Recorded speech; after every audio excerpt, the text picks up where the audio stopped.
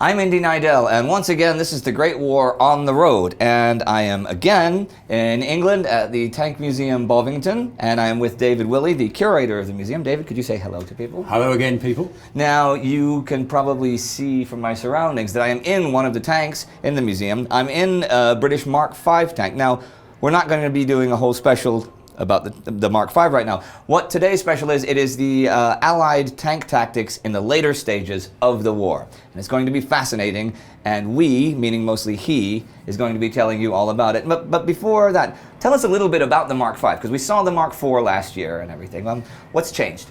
Mainly the engine. Okay. They thicken up the armour. What they've got, they hope this engine, brand new engine, was going to be ready for the Mark IV tank. It wasn't.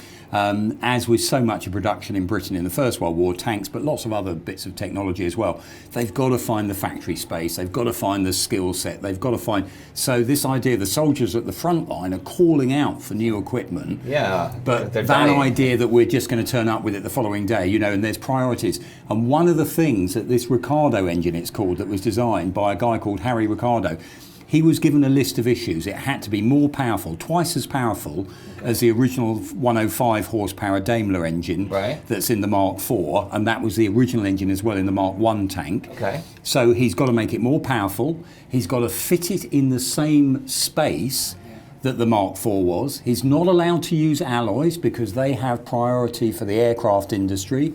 He's not allowed to use high-grade petrol because, again, that's got to go to the aircraft industry. Right. And it's almost a list of how not to do it. And this young engineer, he's an absolute genius, manages to come up with what becomes in Britain pretty much the first mass-produced engine. Okay. About 8,000 Ricardo engines are made over time. They're not just going in tanks, they end up being used for generators, all sorts of things on the Western Front as well. But the idea is it's got more power. We've ended up with something called an epicyclic gearbox. We can now, instead of having 4 men needed to drive it, as we explained on the Mark IV, now we're down to one guy at the front. Like actually, exactly, he can drive it on his own. We kept the crew up to 8 men. That's because, again, we still need 2 on either side. This one, again, we can see it's a male tank. So again, we've got the 6-pounder guns, the shortened 6-pounder guns here. They had female tanks with machine guns. And because of, again, early in 1918, we bump into the A7V for the first time. Sure. The Germans are using some of their captured British Mark IVs from Cambrai. With the males, male tanks. So we start thinking that actually the females, just with machine guns, could be vulnerable. So they do a process where they actually create some called hermaphrodites, and we add a 6-pounder sponson on one side, machine guns on the other. So you get the best of both worlds in a way. Now, when they were thinking about the Mark V, now you can tell me if this is true or not. I read that it was supposed to be a bit more ambitious than it actually turned out. I mean, it's, in essence, this is a Mark IV with better engine and a couple of modifications. With some improvements. Again, it's back to that, pushing the technology. Things weren't just ready in time. So quite understandably, again, looking back, we think, oh, why didn't they push here? Why didn't they do, more advanced technology that they've got on the drawing board? The problem is transferring good ideas into a production that actually can get out to the troops in the timescales that the troops are really asking for it. So again, they decide, actually, we're going to cut back, use the Mark IV in pretty much all of its essence. The easy way, by the way, if you're looking at photographs of Mark IVs and Mark Vs, the really clear and simple way to tell the difference is there's a little cab at the back as well as the cab at the front on the Mark V, and if you can see the rear end of the vehicle, that's where they put these radiator slats on the side. Okay. That's sucking in air, and one of the problems we'd have, you think it's warm in here now, we're sitting on the floor. It is warm in here now, in case you were wondering. It's very warm in here now. And the point about that, though, the engine's not even running. And there's not a bunch of guys in here. You haven't got 8 sweaty soldiers. The issue was, as well, so they're sucking the air in from the outside, cooling the engine, and that air is then coming this way. So we're getting fetid air coming in from the engine. There is a fan in the roof that's trying to suck that out. It just doesn't work in the right way. The earlier tanks, and after this, they do it the other way round, suck the air in through the cab, so fresh air is being drawn in from the outside, then take it through the engine and vent it out the back. Well, how long then could you be in here without getting sick or overcome, or how did it work? Well, and that comes on to almost touching on our next topic, how we're using these tanks later in the war. Okay. One of the problems they've got is that the actual durability of a crew and the tank itself is very limited. Compared to modern vehicles where we think, you know, all the time, think of your family car, you get in it, turn the engine on, off you go, drive as far as you like. 6 years. And exactly, all those no things. breakdowns. These things have got a very short track life. In other words, you use railways to get it as near to the front line as possible. You don't wear out your tracks, and we are talking about sort of like in the tens of miles before we've got major issues. Wow. Before you might have to reshoe them, do all sorts of other things with these tracks. So we've got that, and also the crew. They've got people in here that after 2 to 3 hours, they are so bamboozled by the fumes, by fumes from the gunnery, by the simple motion of driving around in this vehicle, that they're going to need sometimes at least 24 hours rest before they're going to be fit enough to crew a vehicle again. So what we tend to be doing from Amiens onwards is we're using tanks at Amiens, well over 400, massive tank attack in that first wave again. We're using then the Whippets and some armoured cars to follow up on the gaps made. The Whippets being the medium tanks, and this is the heavy tank. That's the idea behind it. And then this idea that for the following day, pretty much numbers available are down to about half. The next day, half again, and normally by about the fourth day, forget it. You haven't got tanks working at all. I remember, you know, I was writing that in the regular episodes, and I was stunned actually. You know, people have written down the specific numbers, and you're like, that's amazing. So, but that first day. Yeah. And that does it, and that's the key thing. With Amiens, that's the day that the most advances are made, the most gains are. The following days, we do still progress it. The great thing about Amiens, now the British High Command have learned the lesson. Yes, don't flog a dead horse. If that now, the Germans have got their reserves up, don't go any further, draw close to the battle. And this is this key thing that by the later period of 1918, the British have got so good at, their staff work and organisation, they can then move the attack to another area. Right. We are moving tanks, but we're now getting so well supplied with artillery that we've got enough artillery to then start that new attack with a quick barrage somewhere else. And that 100 days, it's almost hard picking apart the different battles because it's boxing and coxing all over the place.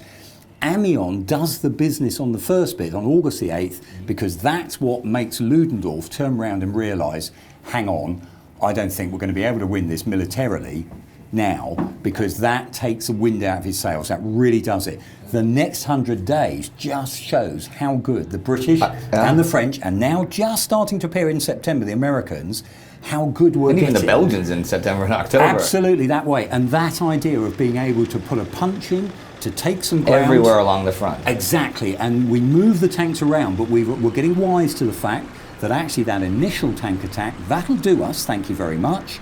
Then we'll reconstitute, let the guys recover, and then go off again. And we're also trying to learn lessons as well, like let's keep more of a reserve, so if we have an opportunity of exploiting the tank further, it's not like we've worn out everyone on the first 5 minutes of the first day with all the tanks. And using tanks that aren't there to fight, that are there to carry supplies and to resupply. And we're now getting that technology. So we've got here, we're sitting in a standard Mark V tank. This tank actually went into action on the 8th of August, so at Amiens Day, this tank goes into action. The guy in command, a young lieutenant, 100 years ago tomorrow. 100 years ago, so he's going into action, and he wins a military cross using this tank on that day. This very tank was there in action. Wow. So it's recovered afterwards, it's hit later in the month by shell fire, again goes back, gets recovered again, and it's back into action again. So when we see these attrition rates, it seems to be, of those early tanks,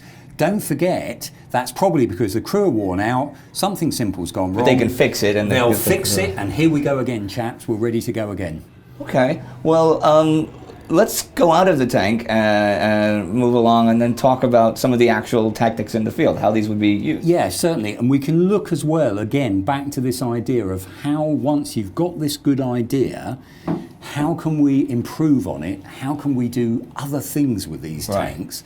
And looking at what in the background, don't forget, the high command, the politicians, they really think if we can struggle through 1918 after we've known all those Germans have come back, it's the next year, that's when we're going to do the attacking. That's what the intention was. But after the victory at Amiens, Haig immediately realises, hang on chaps, we can do this before Christmas. Let's keep plugging away. I don't care what the politicians said. Come on, lads, we're going to do it. And there's another onus, which sounds a little odd for us perhaps now, but they were also conscious. Don't forget, the British Army slogged through this, what's left of the Belgian Army, the French Army, massive casualties. If this is our moment, we might be able to win.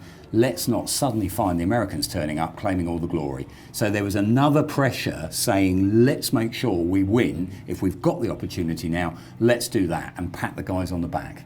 So let's go and have a look at some of those other vehicles that they're starting to prepare for this 1919 attack. Okay.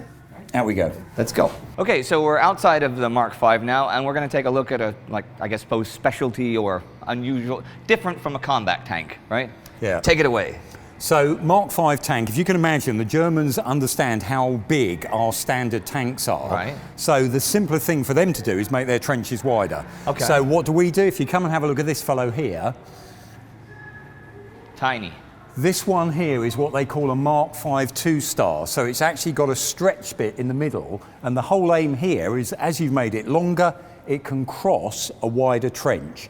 And for Amiens, we've got some of these Mark V star tanks ready, and they use the extra space to bring Lewis gun and machine guns crew forward into action. Because they have no sponsons or anything. Well, we have these female sponsons on this one, on the side here. But the problem you've got is back to crew conditions.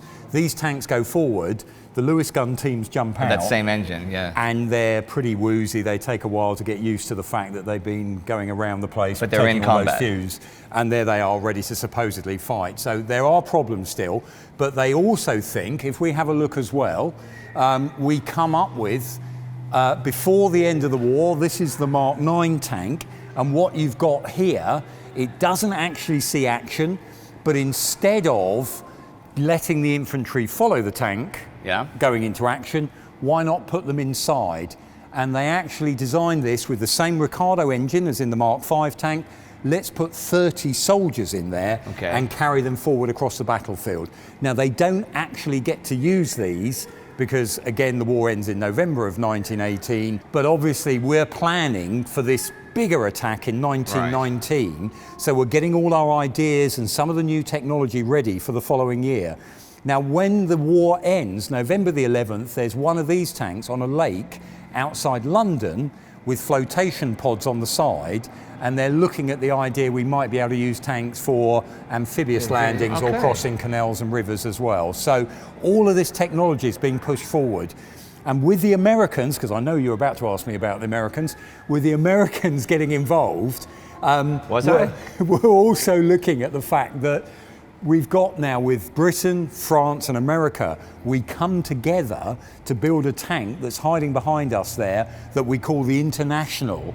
And that again is going, there's a factory is starting to be built in France. The Americans are starting to build components for this out in America. We're going to be assembling them. And again, that's going to be part of this massive tank fleet ready for the 1919 campaign. But what about the American tank tactics in, say, September, October 1918? What were they doing? So the Americans have turned up. They're using French and British equipment. So they're being supplied by the French and the British. Here we're at Bovington. This is where the 301st, the heavy American tank unit is training. They leave here in August. They go into action later in September in British Mark V star tanks and British Mark V tanks. So again, we always tend to think of Patton and those little Renault tanks. Actually, the Americans are using British heavy equipment as well. They don't see that much action before the end of the war. It's mainly with the French and the British campaigns. They're the ones that are getting the most out of their armour, and certainly with 100 days, this consistent use of let's attack there, let's attack there. And as I said earlier, in some ways it's almost impossible with those 100 days to actually really define the different battles, because they're kicking off so quickly on this staged way of knocking that German army back. Now, I wanted to ask a minute ago, but I didn't get a chance. Ventilation in this one. Yeah. What's it like? Is it as bad as the Mark V? It's still pretty bad. So there are going to be 30 soldiers. Yeah, they start training with them. Once you get used to the idea and you get used to, it's a bit like some people are good on boats and some aren't. Oh, okay. That sense of, actually, I'm now starting to get used to the idea. They actually start making water carriers. Okay, so they put water in there, the guys can have a drink, cool off, do things that way.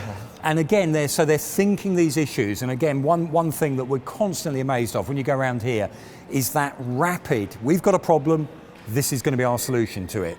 New problem arises, we're a learning organisation all the time, the British Army in the First World War, and they're trying to find ways. What's the best way of getting the best from this technology? How can we do it better? Ready for that next attack. We've learned this, sir. We can do this way better. I mean, this tank here, so the Mark V, when that goes into action, it's the guys in the field, a guy called Philip Johnson, who's at the main tank workshops. He's the one who actually gets a Mark V tank, cuts it in half, adds 2 panels, and works out that it needs to be longer. Back to the factories, chap, and they make them actually in the factories. Okay. And now, how would they use the heavy and medium tanks together in the field? How would that work? I mean, we only have a small number of attacks where they're actually going through together. So we're using our Mark V's.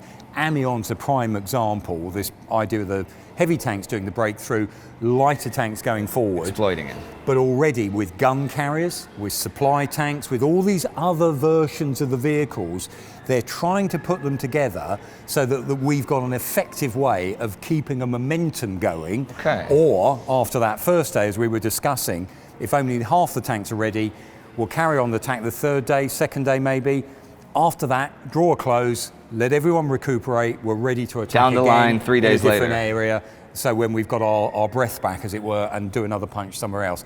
Staff work, organisation, logistics, they're getting brilliant at this now. Yeah, and by the second half of Germans couldn't keep 1918. up, and we see that more and more in August and September. They just can't even guess where the next one's going to hit. Yeah. And of course, you know, once they start surrendering, they're actually surrendering. A lot of them, they were surrendering without fighting in many cases in August and September. And I think you've got as well, so you can't lay claim that the tank's winning it. It's artillery still that's doing the most casualties. Sure. But what you've got in so many of the German memoirs is when the tanks appear, these guys, they've gone through a lot, they've fought as best they can, they've done all they think they can, whatever Ludendorff's telling them. I'm sorry, chum, when a tank comes, I think I've done my best. On top of that. Exactly that. So that's your excuse to, you've done your best, actually there's a tank coming our way, that's the moment the hands go up, or we're deciding, not for me today, chum. Well, thank you very much once again, David Willy. If you'd like to support the Tank Museum Bovington, there's a link to their Patreon in the description. And if you'd like to see their YouTube channel, which is, well, all kinds of tanks, as you can imagine the Tank Museum does, you can click right here for that. And do not forget to subscribe. See you next time. Bye-bye.